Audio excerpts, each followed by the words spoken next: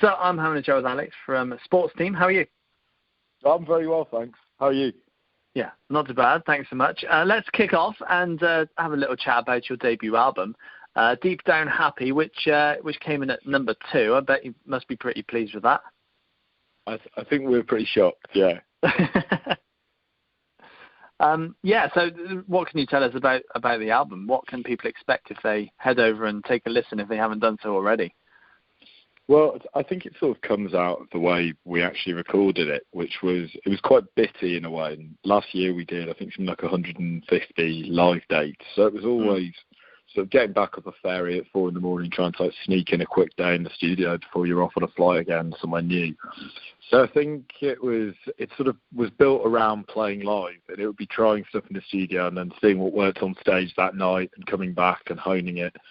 So at the end of the day, I mean, I think you can read a lot into it in the lyrics and things, but at the end of the day, it's kind of a rock record and it's meant to be played live. And I think for us, it's got all those things that should be the sort of enduring appeal of being in a band, I think, and why being in a band is something that's still popular and something that's still appealing to people, because you hear a dynamic between people and you hear all our flaws, and it sort of sounds unfinished and it's just starting out and trying to thrash out ideas, but it's just got energy and spirit from song 1, I think. Yeah, absolutely. And having listened to the album and having seen the track list, there's a nice variety on there. What are your personal favourites? What do I like? Kutcher is a nice one because it feels like the track that sort of broke us as a band in a way. And now we get sort of weird reactions because we've got quite a young fan base. And there was someone that did a tweet the other day. It's like, I had no idea Ashton Kutcher was a real figure. I thought he was just from the memes. And like, and we're only like 25, so it's obviously gone over the kids' heads. I really like sort of Stations of the Cross as well. The album closer, it's got a bit more like a disco beat to it, a little bit Bowie almost. Yeah, definitely. And you've been releasing music for the last few years with a couple of EPs and obviously this debut album now. Are you gearing up now to album number 2 and still writing, or have you just pushed right into the side for now? No, I mean, there's nothing else to do really. I think we'd go mad if we didn't try and work an album. So I've just got back from the studio, and we're pretty far through, to be honest. And I think now we've got, with the Mercury and with the album having done quite well in the charts, the label are quite prepared to send us to sort of quite a nice studio, I think. So we're trying to get a holiday out of it at least.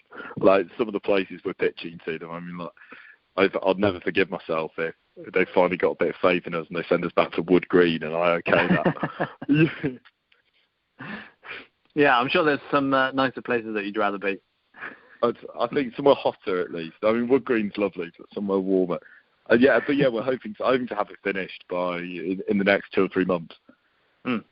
That's great to hear. So is there stuff done for it? Is there tracks recorded? And if so, how's it going to develop on from your debut? They're written, and it's sort of at the stage where you work out parts. Like, it's very easy to do the first 90% of the song, I think, and then the last 10% is always the bit that takes ages. So we're recording.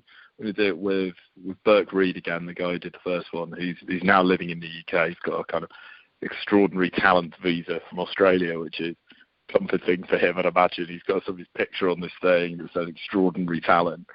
But I think at the moment and it really is quite early stages sound wise, but I think it does sound a bit darker. It's got a bit more sort of a Pixies vibe to it, but without losing all of that energy. And some of the ideas that we sort of start on, and the sort of picture of Britain stuff that we start on the first album, it's sort of kind of like flesh out and stake a claim and say quite explicitly what we think of things.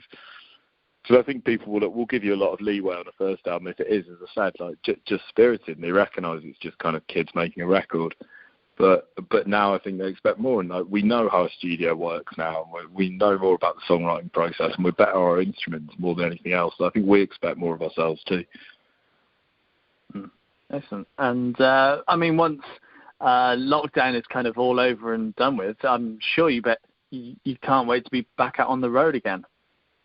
Yeah, can't wait. That's the thing that keeps us going. Basically, it's a very odd transition from going playing as many live dates as we did last year to going suddenly to none, because it's weird. You realise how much you get out of it psychologically as well, because it does become quite drug-like. I think when you're doing that for every night, you've got this completely sort of ecstatic experience for at least an hour a day most days of the year, and then it's being locked down at the moment, trying to find something reasonably healthy to actually replace that. At the moment, we're running a little bit, but I don't think our heart's really in it, you know.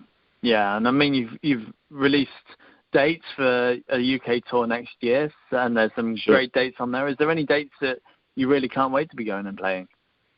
I'm always excited to go to Glasgow. There's a pub up there, the Lauriston, who I hope will welcome us back with open arms, and a few of the bands that we've done stuff with on our label Homefront live up there. So like Walt Disco and Lucia have always been really nice to us when we've been up there. And I think they live with a band called Medicine Cabinet as well, who a few of us have met, but not many. So it's a good group of people, and it feels like a scene of musicians trying to do something that genuinely sounds different to the stuff that we're hearing at least. But then Brixton as well. Brixton will be the biggest headline show we've ever done. So like we always look forward to that. And a lot of our mates as well, because we do live in London. So I think there'll be a proper after party going for that as well. Yeah, absolutely. And then obviously we're into festival season. All the festivals this year have been postponed, so I'm guessing you're going to hit it hard next year. I hope so, yeah. Yeah, excellent. Well, Alex, it's been great having a chat with you. Thanks very much. Yeah, it's lovely talking to you.